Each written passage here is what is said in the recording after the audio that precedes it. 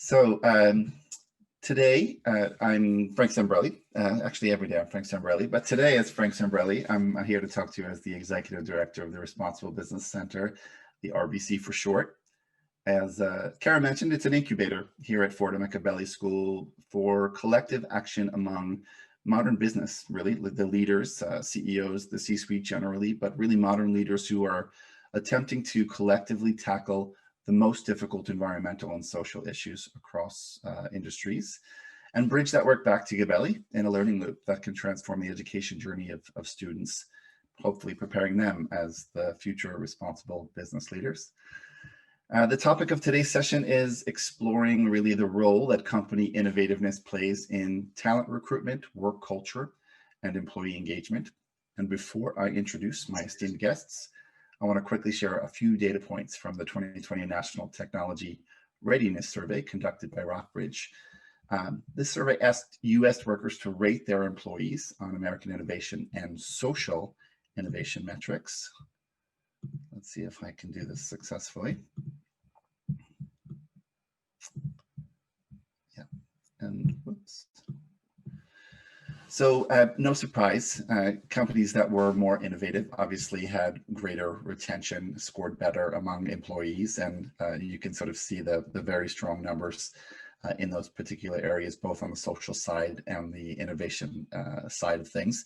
And so just a quick stat reinforcing that, and I'll stop sharing now to come back, because in that context, I'd like to start that conversation with some introductions.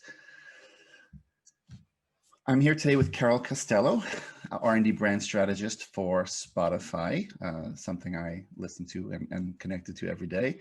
Andreas Carberry, Global Director of Talent Management and Diversity, Equity and Inclusion at John Deere. And Guillermo Correa from the Society for Human Resource Management. He's the Managing Director for Workplace Innovation, for the Workplace Innovation Lab and Venture Capital. Thank you all very much for joining us today. And for your advances in American innovation. I'm going to start and dive right in with a question for Carol. And Carol, just a bit of a framing question as you answer this. Your very role at Spotify is a bit unique, and I think is recognition that the talent marketplace is clearly interested in innovation and even the cues of innovation. So can you please share with us some of the elements that make your role unique, and maybe express what you think it broadcasts to the industry and perhaps prospective candidates about Spotify? Sure.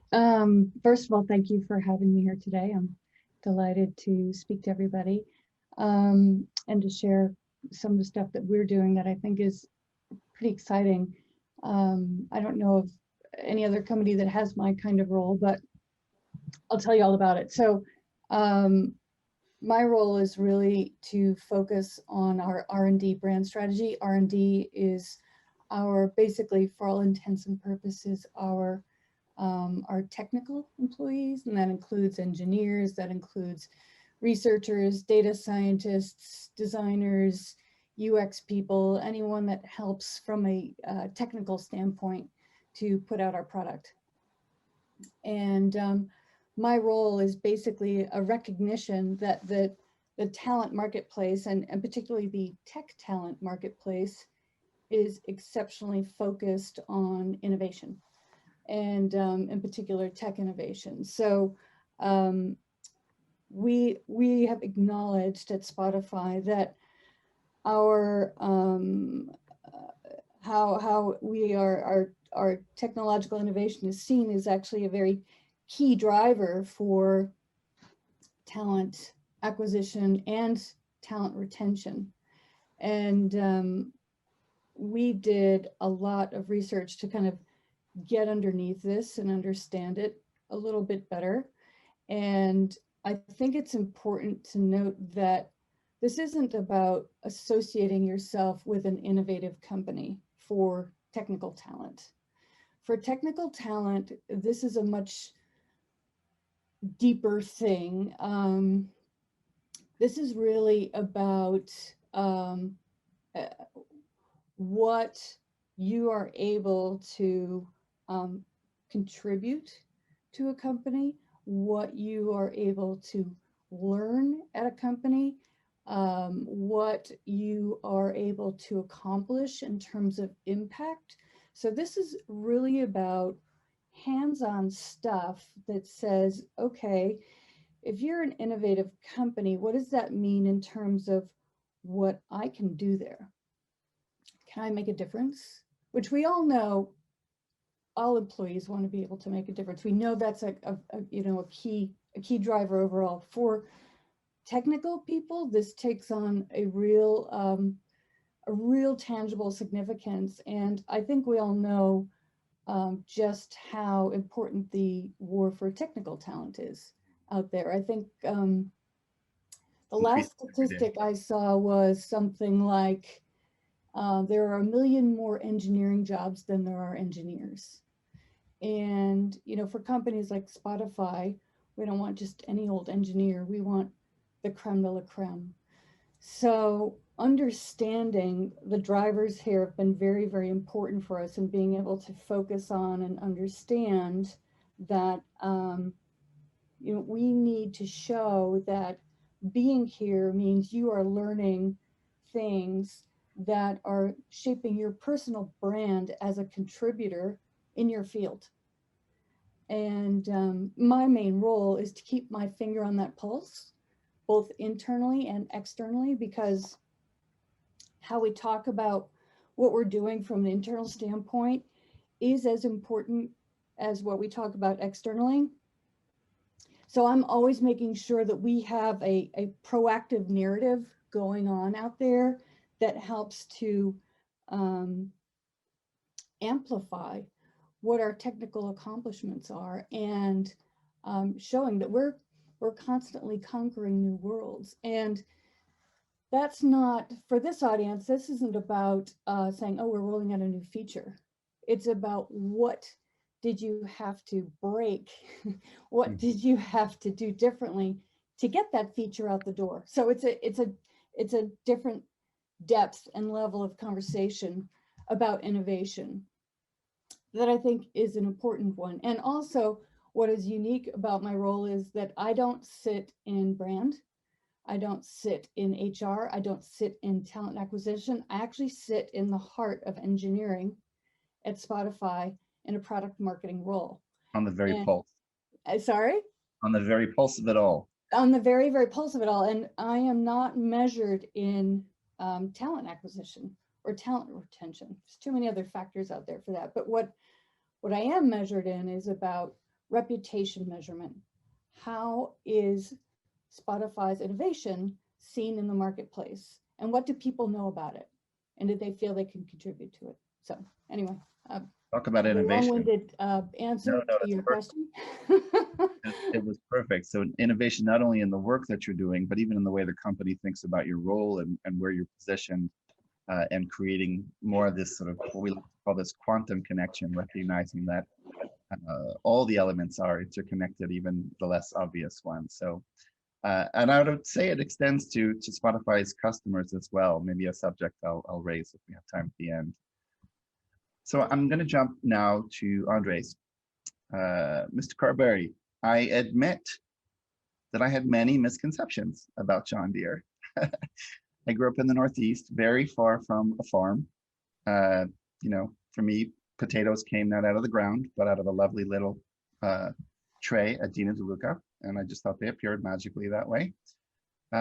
So shame on me. But, as you and I discussed, many members, or some members of today's audience might be a little surprised to see Deere on this panel. And that at the same time, Deere's strategy for several years has focused on technology as a key differentiator. So I want you to share with us why nobody should be surprised that you're here, and a little bit about the focus on technology that technology has, and how it will influence attracting talent, and even evolving the work culture at John Deere. Fill us in, illuminate me.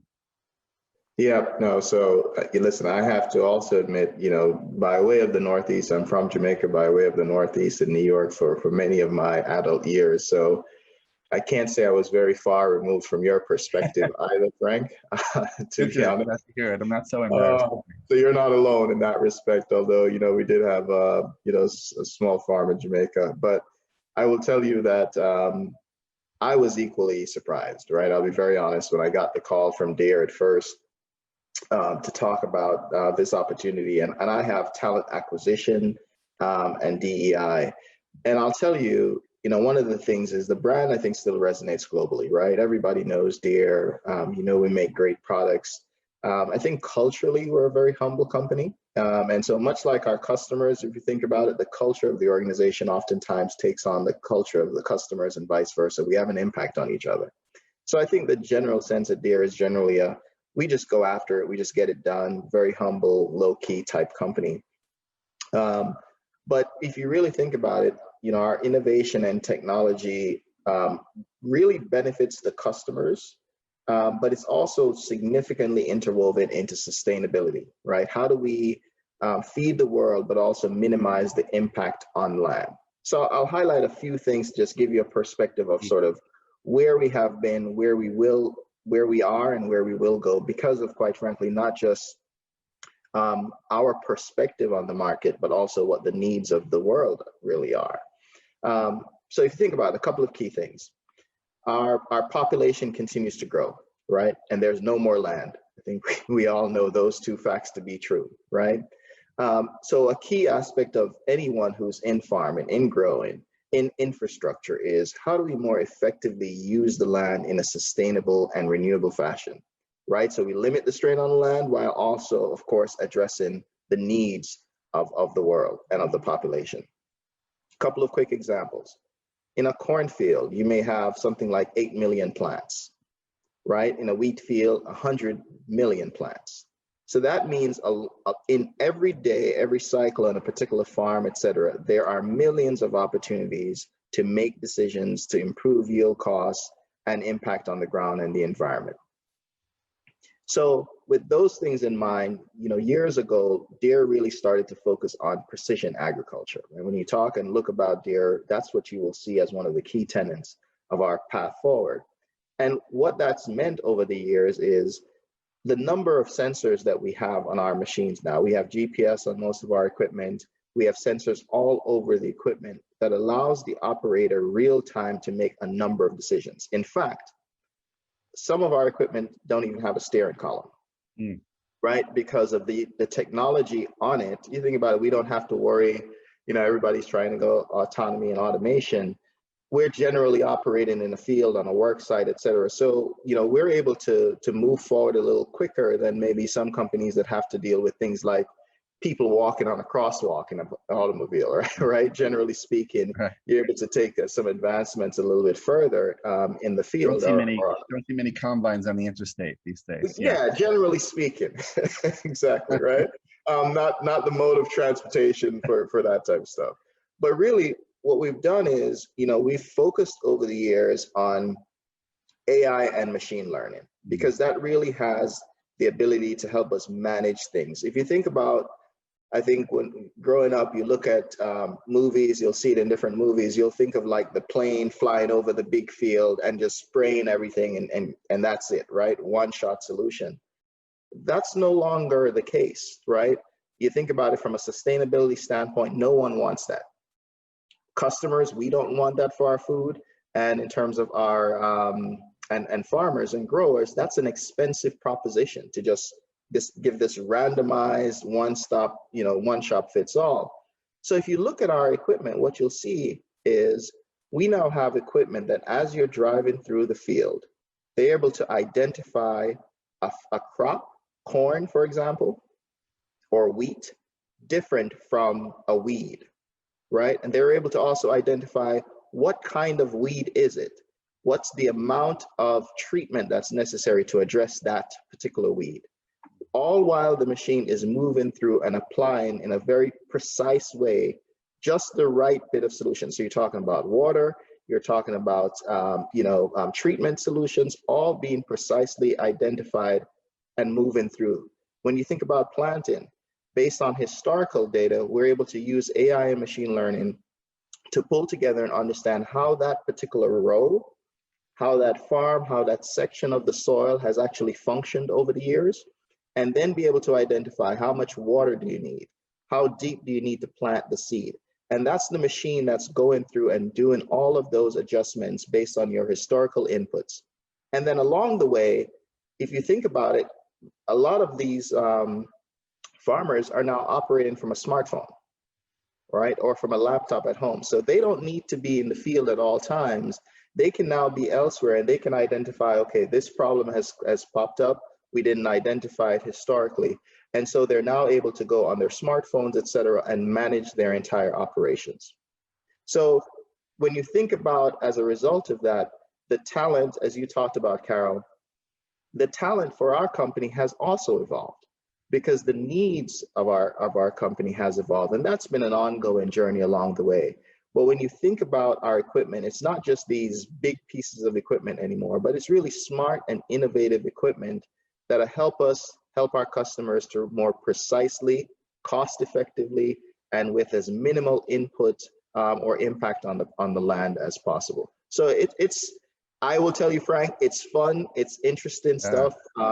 Things that, as I said, like you, I didn't quite know all of this was in play, but it clearly has had a significant impact on how we've gone about talent, and we can talk about it, sure, as we move forward. Fantastic. Yes, we'll unpack that a little bit if we have time. Guillermo, I'm going to jump to you. We talk about how technology and innovation has changed maybe who we recruit and where we sit inside companies and what we influence. At the same time, on the other side, technology has also influenced the recruiting process itself. The traditional process, a little too heavily used, if you ask me, around the world still, clunky, very inflexible. With SHRM, Society for Human Resources Management, you've been involved in some really significant evolutions, dare I say revolutions, in terms of changing that process and the overall recruitment experience. We all talk about, UX, user experience in the digital world, but the recruitment experience has evolved significantly. And so what are the new systems that are changing that, and how do they influence a candidate experience overall? I see that you're a major soccer fan there behind your head, or football, Absolutely. I should say. I always get complimented on that, by the way, from the Barcelona fans. So that's I imagine. that you see behind me. And no, I'm not in Barcelona. I'm in the U.S. right now, because that's the second question that I usually get. But before I get into that, and by the way, I love you using the word clunky, and I'll get to that in a second. But thank you very much to you, as well as the Gabelli School. It's a pleasure to be with all of you here this morning. And just a little bit about myself. I'm the managing director of our Workplace Innovation Lab, or what we call Paragon Labs. And I'm part of SHRM, the Society for Human Resource Management, that is comprised of over 300,000 HR and business executives as our members in over 165 countries. So we actually influence the lives of over 150 million employees around the world. And my team is basically inspiring innovation to create better workplace technologies to tackle a lot of these critical workplace challenges that are out there. And so, when you look at the talent recruitment process, right? For starters, I think you have to look at the entire spectrum. Right. So what does that mean? It means the very, very first step, which is job descriptions. Right. I think you can ask any hiring manager out there. They do not like putting together job descriptions. Yeah, it's amazing. And at SHRM, we actually have tools that help hiring managers with doing that. But you have to look at the development of the job descriptions, getting the necessary approval for the job descriptions, posting the job descriptions. Then after that, you get into the whole applications, right? Applications start coming in. You have to select the candidates. Once you select the candidates, the whole scheduling of the interviews, right? That's an entire process into itself. And then finally, when you select your final candidate, doing the background screening and then once that person comes into your company, doing the necessary onboarding, right? So when you look at the current hiring experience that's out there, it's a very, very clunky process, and it's not very agile, and the main reason for that is that there are a lot of different systems that companies are essentially using, to do all of this. One example that I like to give people a lot is, or a question that I post out there is, for example, why are companies still asking for resumes when you can easily go into LinkedIn, look at a person's profile, and determine whether that person probably has the experience or not to be able to bring him in and then do an in-person interview, which these days, by the way, a lot of companies out there are doing, virtually. I can tell you that at SHRM, ever since the pandemic hit, that's essentially the way that we've been doing our interviews, or, another clunky part of the process, and this is where the candidate experience really suffers, I think, is that a lot of these systems out there are asking candidates to upload a PDF file of their resume, right? And then after that, the next step is for the candidate to go in and input the same data into their system. I'm sure that a lot of people out there can Everyone's shaking their heads. Absolutely. Yeah. And so that makes, that makes that whole process a very, very clunky system. At SHRM, this past summer, we actually implemented a new system that really tackles a lot of the different steps in one system, and I'm going to give you my example because I actually was one of the first users of the system. So, as soon as we decided that we were going to open up a new role or bring in this one candidate, the first step was the job description. So instead of going out there and creating a separate job description in a different system, I actually went into the system and created the job description right in there, posted it in there. It then went to my manager for approval. Once he approved, it went over to HR. And then once HR approved, it went to the recruitment team. The recruitment team at that point then went through all the necessary steps of, getting the posting up. Once they received the applications, very quickly being able to review the applications. One of the things that we did is that we set up a process in which I told the recruitment team that I kind of gave them guidelines on the type of person that I was looking for. And so, as the applications were coming into the system, they were able to determine, yes, this is somebody that Guillermo wants to talk to, or no. If they decided that it was somebody that I wanted that they thought I should speak to, then at that point it went, they checked off a box or something along those lines, and I got an alert that said, hey, go into the system, look at the applicants, and then determine which ones you want to interview with. Once I made the decision on which people I wanted to interview with, at that point, the system helped our recruitment team or the recruiter that I was working with to set up all the interviews, and actually we didn't take it far enough, because there are systems out there that automate nowadays the entire interview process, which means that, it provides a lot of efficiencies, for example, for the recruitment team, right? Because then at that point, you don't have somebody who's worrying about, I need to get somebody on the phone. I'm not able to get somebody on the phone. Let me try it by email. Send an email, the person responds the next day. And so, you have these systems or automated scheduling systems that do the entire thing for you. They look at the calendars of the people who are doing the hiring, right? The hiring managers. They look at the people who are part of the interview process, and look at their calendars, and then determine, where is it that there are the openings for interviews to happen. Okay. So, when you look at these, systems, or the system that SHRM implemented, you're really talking about three key areas in which, you could say that there was an innovation that happened. Certainly on the technology side, going, from a variety of different systems to basically just housing everything in one system, right? You look at the sourcing side of things, right? The recruitment team being able to come in and very quickly get the job openings out there, and the system even manages the ads that are put out there. And then finally, on the people side of things, as I mentioned, improvements or freeing up the recruiters to do more than just worrying about scheduling people for interviews, and so essentially that's where I really see, where this whole talent recruitment process that is currently clunky can be dramatically improved. Even if you just grab some of the pieces that I mentioned a second ago, and maybe just start off with one piece and see how that goes. Fantastic innovation for all sides, the company trying to manage it, and certainly the experience of the person applying for the job, just creating a seamlessness to it. I cannot believe how quickly that went.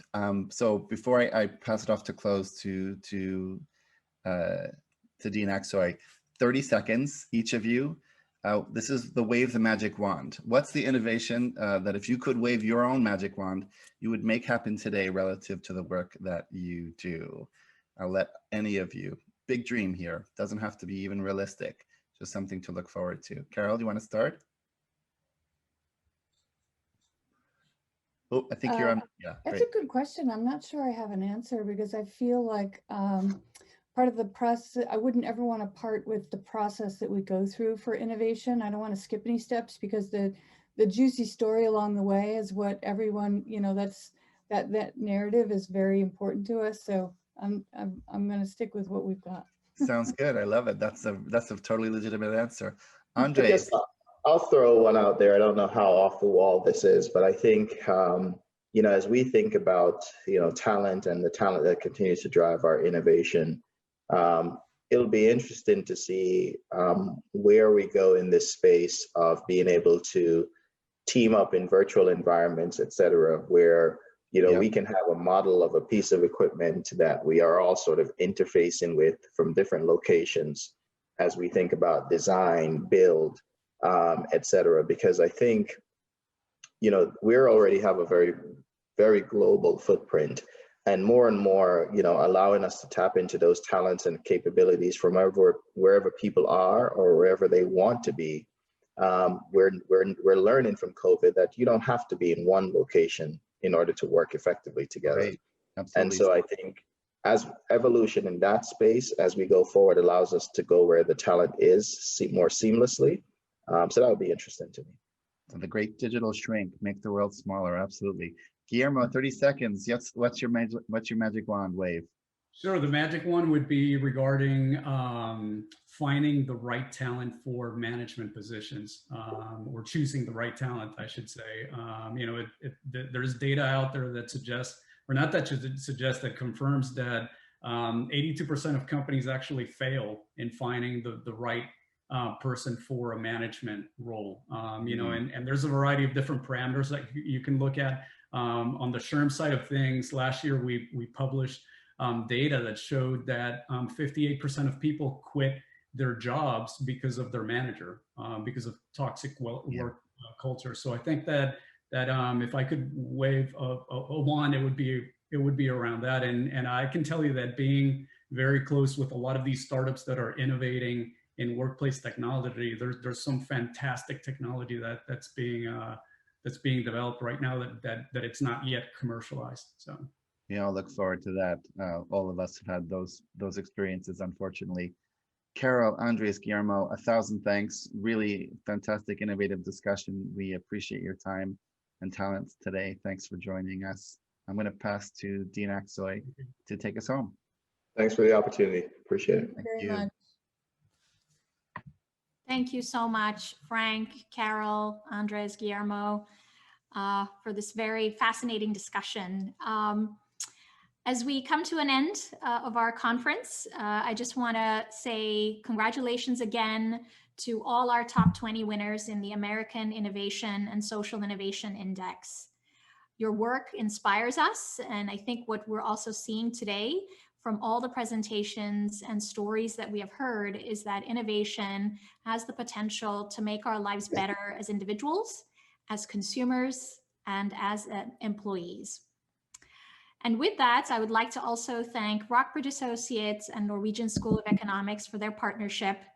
I would like to thank all of our panelists, moderators, and speakers who were here today, and also our attendees who have been listening in and taking the time to join us. Don't forget to share your impressions and the things that you learned today on social media using hashtag #TheAII. We hope to see you again at our next conference, and hopefully to connect with you during the time in between. Have a wonderful day.